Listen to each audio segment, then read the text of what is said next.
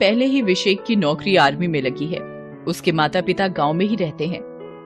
विशेक हर दिन अपनी माँ बाबूजी को फोन करता और उनसे उनका हाल समाचार लेता। उसके माँ बाबूजी भी उसके फोन का इंतजार करते। उससे बात हो जाती तभी वो लोग कोई दूसरा काम करते। फोन की घंटी बज रही है। विशेक के बाबूजी फोन उठाते हैं। बाबूजी प्रणाम। खुश रहो बेटा।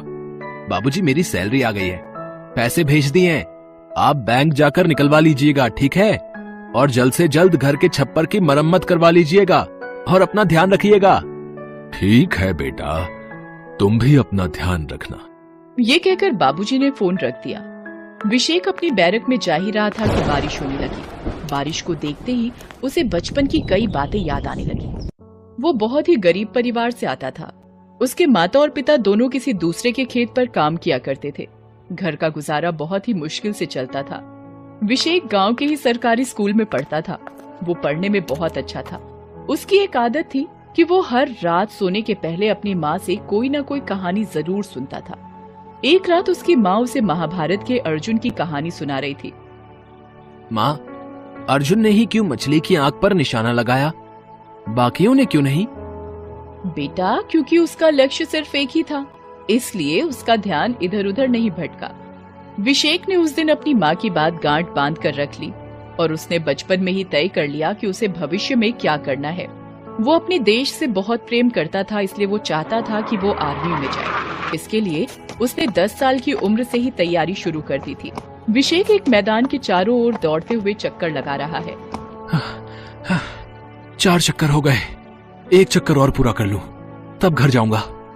विशेक हर दिन शाम और सवेरे मैदान के 5 चक्कर लगाया करता था। उस दिन भी उसने चक्कर पूरे किए और घर की ओर निकल पड़ा, लेकिन रास्ते में ही बारिश शुरू हो गई। रात ज्यादा हो रही थी, इसलिए वो भीगते भीगते ही घर पहुंचा। जैसे ही वो अपने खपरैल घर में पहुंचा तो देखा कि बारिश के कारण उसके घर की छत से पानी टपक रहा था। वहाँ उसकी माँ ने एक मटका लगा रखा था। ये सब देखकर उसे अपनी किताबों की फिक्र हो रही थी। तू आ गया बेटा? माँ, मेरी किताबें? तेरी सारी किताबें मैंने पॉलीथीन में बंद करके रख दी हैं, वो नहीं भीगेंगी। तू जल्दी से हाथ मुंह धो ले, मैं तेरे और तेरे बाबूजी के लिए खाना लगा देती हूँ। अब कितना हाथ मुंह धोऊंगा माँ, पानी में पूरी तरह से भीगकर तो आ रहा हूँ। विशेक की बात सुनकर उसकी माँ मुस्कुरा दी। धीरे धीरे समय बीतता गया। विशेक की पढ़ाई और आर्मी में जाने की तैयारी साथ साथ चलती रही और पढ़ाई खत्म होते ही उसने जो लक्ष्य तय कर रखा था उसे जल्दी ही हासिल हो गया। उसे आज भी वो दिन याद है जब... अरे डाकिया बाबू, अब चिट्ठी में क्या लिखा है जो इतनी देर से पढ़े जा रहे हो? वो तो बाद में बताऊंगा, हाँ। पहले मुंह तो मीठा करवाओ। हाँ। डाकिया बाबू, सच कहूं तो घर में कुछ भी मीठा नहीं है। किसी और दिन आप खा लीजिएगा। पहले बताइए तो, इस सरकारी चिट्ठी में क्या लिखा है? अरे चाचा, विवेक की नौकरी लग गई है, नौकरी। हाँ, इंडियन आर्मी में। डाकिया ये बात बता ही रहा था कि विशेक भी वहाँ आ गया। उसके माता और पिता ने तुरंत उसे गले लगा लिया और ये खुशखबरी दी। कुछ दिन बाद विशेक के जाने का दिन आ गया। उसे याद है कि उसकी अम्मा और बाबूजी उस दिन कितना रोए थे। बचपन से जो बच्चा हर पल सामने रहता था, वो अचानक से बहुत दूर जाकर कॉलिंग भी सिखा दी। उसके बाबूजी ने कभी ऐसा फोन देखा नहीं था, इसलिए उन्हें दिक्कत तो बहुत हुई, लेकिन विशेक ने उन्हें सिखा दिया। बहरहाल एक दिन विशेक के बाबूजी और अम्मा उससे वीडियो कॉल पर बात कर रहे थे। वाह बाबूजी, अपना घर तो एकदम बदल गया। तेरी मेहनत से ही बदला है बेटा। दीवार पक्की करवा दी, छत भी पक्की हो गई। बस इस बार अपनी अम्मा के आंखों का ऑपरेशन करवा दे, वो अब ठीक से देख नहीं पाती।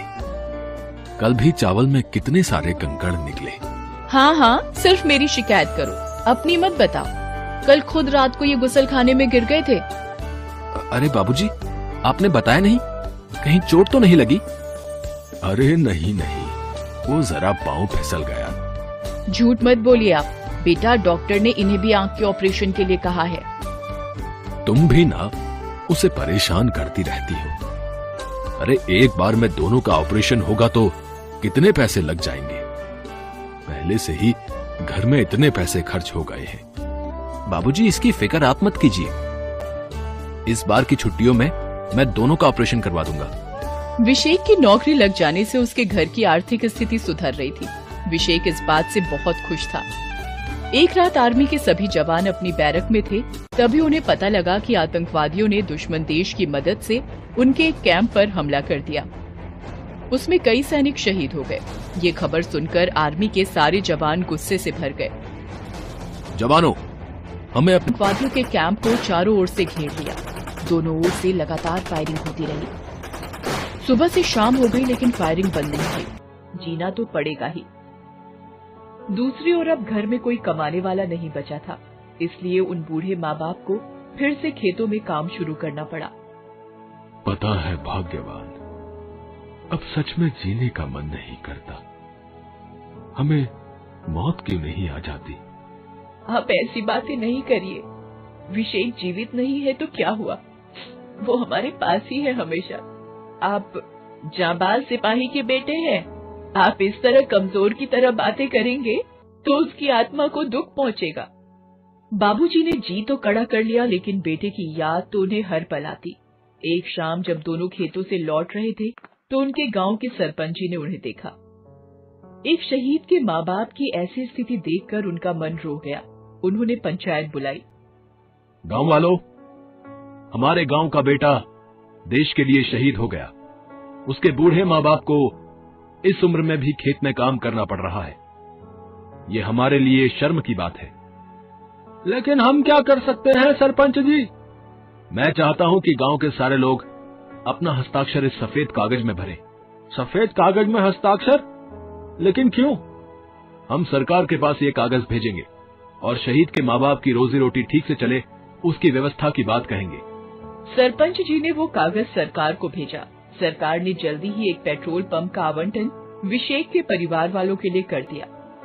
उस पेट्रोल पंप का नाम शहीद विशेक के नाम पर रखा गया।